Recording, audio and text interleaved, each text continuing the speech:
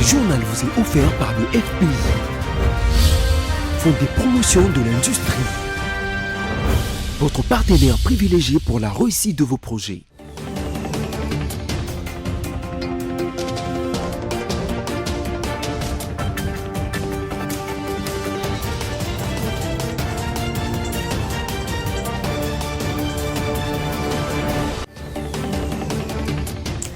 Bonsoir à toutes et à tous et bienvenue à la grande édition du journal dont voici tout de suite les sommaires.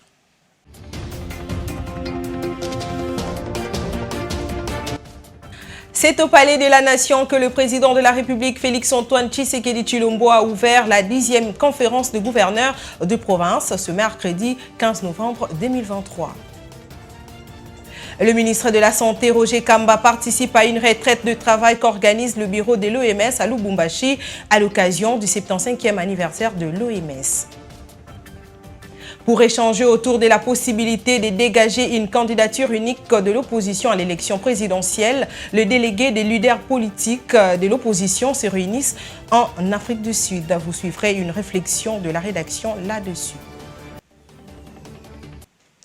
Le président de la République, Félix-Antoine Tshisekedi Tshilombo, a personnellement ouvert ce mercredi 15 novembre 2023 à Kinshasa la 10e conférence de gouverneurs de province. Cette 10e conférence est tenue sous la thématique « État des lieux des fonctionnements de la conférence de gouverneurs de province ». Yves Maëlé. Ouvert par le président de la République Félix-Antoine Tshisekedi Tshilombo, la 10e édition de la conférence de gouverneurs de province s'est tenue ce mercredi 15 novembre à Kinshasa au Palais de la Nation. Autour du chef de l'État, le 26 gouverneurs de province ont réfléchi sur la thématique « État des lieux du fonctionnement de la conférence de gouverneurs ». 5 axes donnés par le président de la République ont fait objet 2 ateliers et ressortir des recommandations considérables. Au cours de cette 10e session, de réfléchir et d'identifier les voies et moyens pour redynamiser son fonctionnement et assurer sa performance.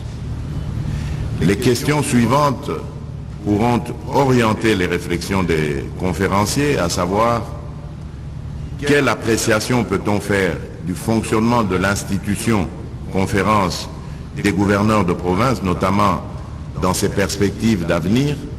Et donc, autre question qu'on pourrait se poser, c'est que doit être fait pour que la conférence des gouverneurs puisse contribuer à la stabilité des institutions provinciales et, partant, à promouvoir une gouvernance responsable et durable au niveau des provinces. Que faire pour apaiser les rapports tendus entre les assemblées provinciales et les gouverneurs? Quelles sont les pistes de solutions pour la redynamisation de la conférence des gouverneurs et quelles réformes initier pour rendre efficace le secrétariat permanent de la conférence des gouverneurs de province? Et enfin, comment améliorer le niveau d'exécution des recommandations issues des sessions de la conférence des gouverneurs? Cette conférence des gouverneurs se tient chaque année conformément à l'article 20 de la Constitution portant organisation de conférences des gouverneurs. Sachez également que le chef de l'État Félix-Antoine Tshisekedi Tshilombo est attendu ce jeudi en Entebbe et au Kenya pour rencontrer en tête-à-tête ses homologues ougandais Yoweri Museveni et celui du Kenya William Ruto. Bien que le point à l'ordre du jour ne soit pas divulgué, quelques sources concordantes renseignent que les discussions pourront probablement porter sur les relations bilatérales en mettant bien évidemment l'accent sur la situation sécuritaire dans l'Est de la République démocratique du Congo. Patricia Bomolo. La visite de Félix Tshisekedi dans ces 2 pays n'est pas une promenade, mais plutôt pour des séances de travail avec ses homologues africains.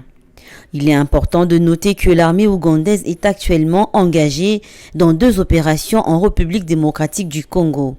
Elle participe d'une part à une opération conjointe avec les forces armées de la RDC dans le territoire de Beni au Nord Kivu pour combattre les ADF. Rappelez-vous qu'en août dernier, le président ougandais Museveni avait tenu une réunion avec des hauts officiers des forces de défense du peuple ougandais et des FARDC en vue d'évaluer le progrès de cette opération, sans oublier aussi que l'UPDF est en même temps engagé au sein de la force régionale de la communauté des États de l'Afrique de l'Est dans la lutte contre le M23. Cette force, qui est dirigée par le Kenya, est critiquée par la capitale congolaise. Ainsi, Félix Tshisekedi n'a pas voulu renouveler son mandat, qu'il a qualifié d'inefficace sur le terrain, et que certains contingents étaient même accusés d'être en complicité avec le M23. La Commission électorale nationale indépendante a échangé avec le représentant du parti politique ainsi que le candidat indépendant aux élections de 2023. Le vice-président de la CENI a expliqué à ses invités l'évolution du processus électoral tout en soulevant les avancées mais également les défis à relever. Et il a rassuré en outre le respect du délai constitutionnel.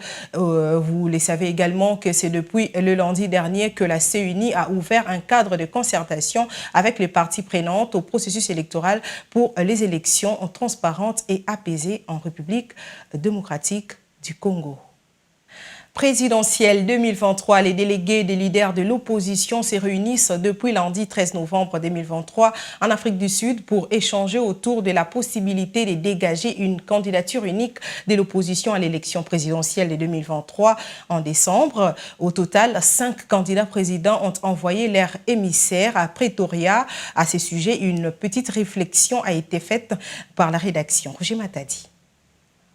Les émissaires de Martin Fayulu, Moïse Katumbi, Denis Mukwege, Matata Ponyo et Délice Sanga sont à Pretoria pour les pourparlers dans le but de trouver soit une candidature unique, soit mettre en place un bloc commun. Selon certaines sources, cette initiative serait pilotée par ITI, une organisation sud-africaine, et la fondation Kofi Annan.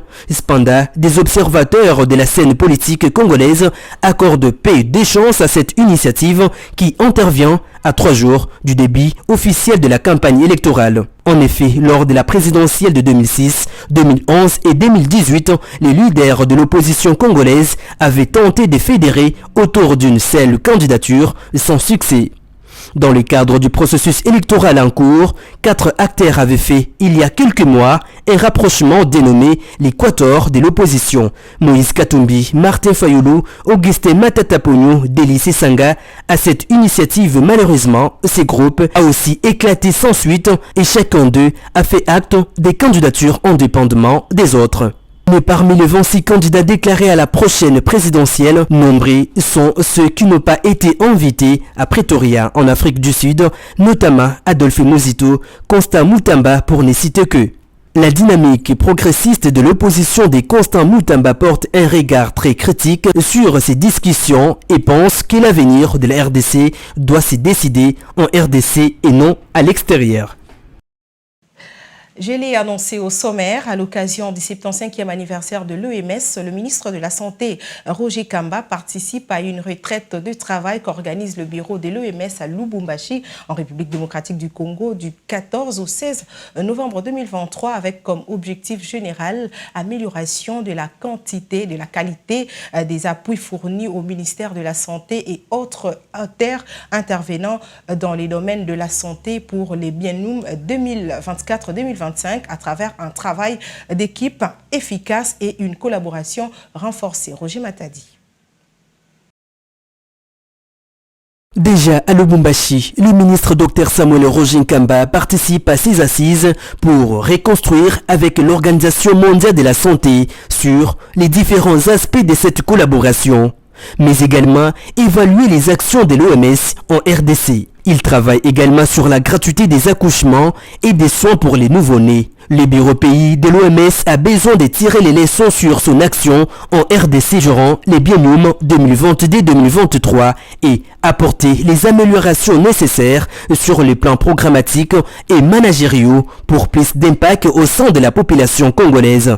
C'est dans ces contextes qu'il organise cette retraite du personnel dans le but d'examiner la performance programmatique 2022-2023 et créer les conditions d'une meilleure exécution du budget programme 2024-2025. Cette retraite est une opportunité de renforcer le travail d'équipe et la collaboration à travers une meilleure connaissance des rôles et responsabilités pour l'amélioration de l'environnement, du travail, du bien-être et de la productivité du personnel. Notez que la retraite se tiendra sur 3 jours, dont 2 jours pour les personnels de l'OMS et 1 jour de travail et de dialogue avec le ministère de la Santé. Elle comprendra des sessions plénières, des travaux des groupes et des jeux de rôle. On évolue dans ce journal. Une délégation multisectorielle œuvrant dans les domaines de la santé universelle effectue une mission officielle dans la province du Congo central dans le cadre de la campagne de la distribution de moustiquaires imprégnés. La délégation a été reçue par le vice-gouverneur de cette province, Grâce Bilolo. Regardez.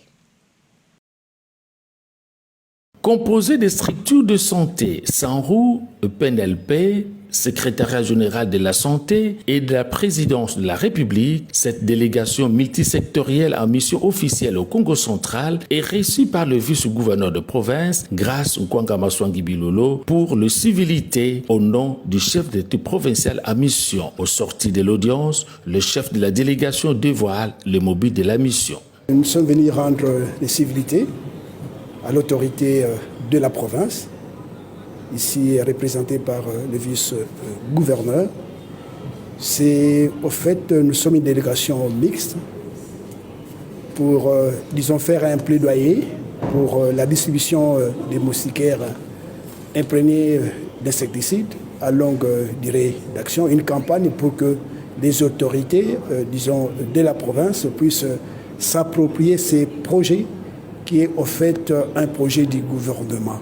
Parce que la malaria, ça tue.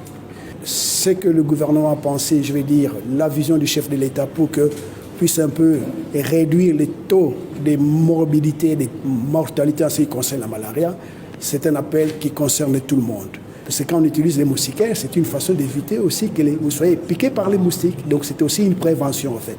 La campagne de la distribution gratuite de moustiquaires imprégnés d'insecticides à longue durée d'action entre dans le cadre de la couverture santé universelle, un programme du gouvernement de la République dont le Congo central est l'une des provinces bénéficiaires.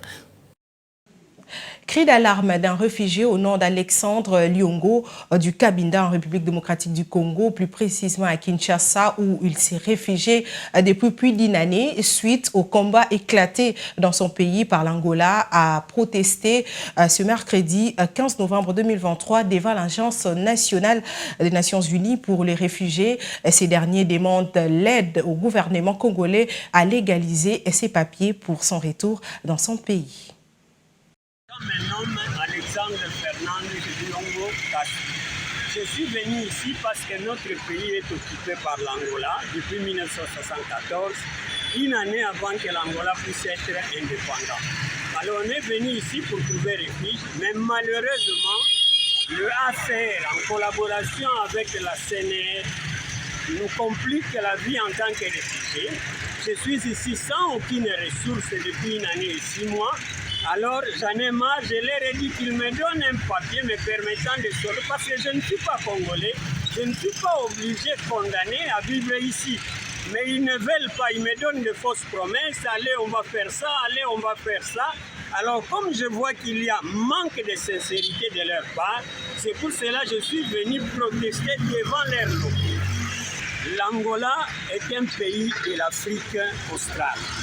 Cabinda, c'est un pays de l'Afrique centrale. Ce sont 2 régions africaines différentes. L'Angola, pour venir au Cabinda, il a traversé le fleuve Zaïre, il a traversé le territoire de la RDC pour arriver au Cabinda. C'est pour cela qu'on dit qu'il a envahi, il a laissé son pays pour aller envahir un autre pays.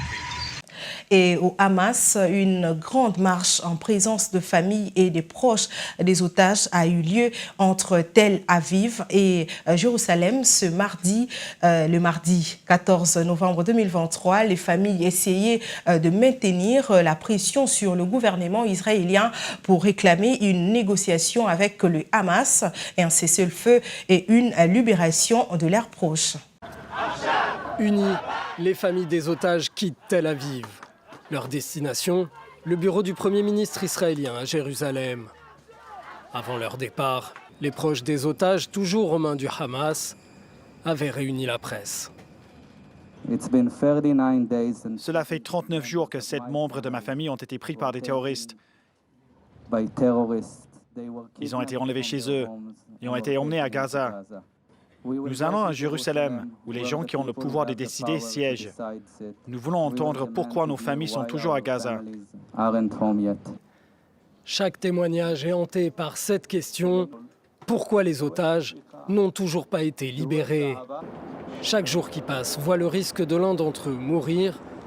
Shelly Shem Tova était avec la mère de la soldate Noah Marciano lorsque celle-ci a appris le décès de sa fille. Je ne sais pas si vous pouvez imaginer ce que ça fait. Et je veux demander à tous les membres du gouvernement, non, j'exige qu'ils viennent, qu'ils nous parlent et qu'ils nous donnent des réponses. D'autres proches des otages laissent éclater leur colère contre la communauté internationale. Antonio Guterres a choisi son camp en déclarant que l'attaque du 7 octobre n'était pas arrivée de nulle part. Les médias du monde entier doivent poser une seule question, quand le Hamas va-t-il libérer les otages ? Israël et le Hamas se renvoient la responsabilité du sort des otages. Sur quelques 240 Israéliens et binationaux détenus par le mouvement islamiste, seuls 5 ont pu être libérés. Place au rappel de principaux titres.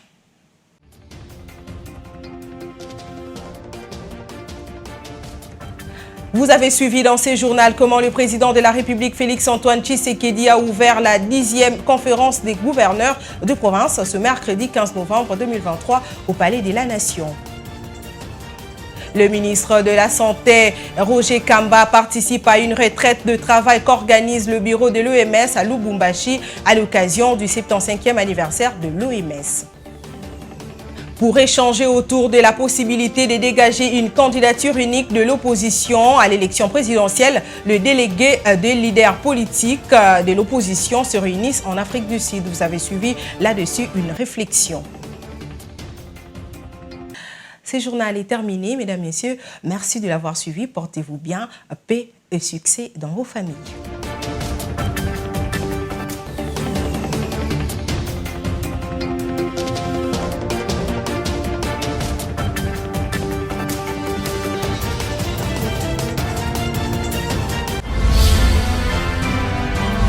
Ce journal vous a été offert par le FPI, Fonds de promotion de l'industrie. Votre partenaire privilégié pour la réussite de vos projets.